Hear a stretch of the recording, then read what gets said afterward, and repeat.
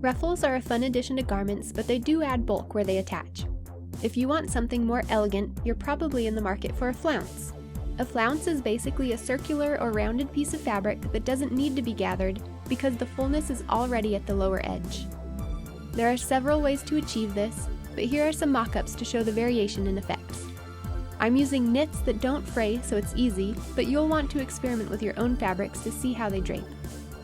Keep in mind the flounce is going to be on the bias, so you'll want to stay stitch the smaller edge as soon as it's cut so it doesn't stretch out.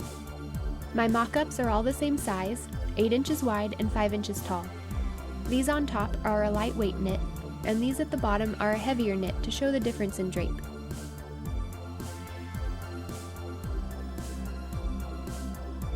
These were made with a donut shape that has an 8-inch inner circumference, which is a 2.5-inch diameter. That little circle gets a second circle drawn 5 inches away and slash up one side to open it up.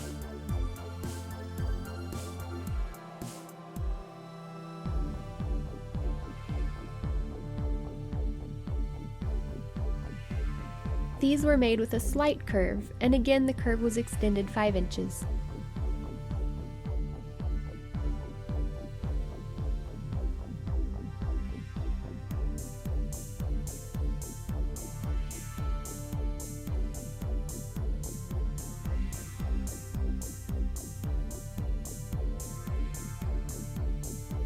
And these were made with a 5 by 8 inch rectangle that was slashed and spread about 5 inches in the middle.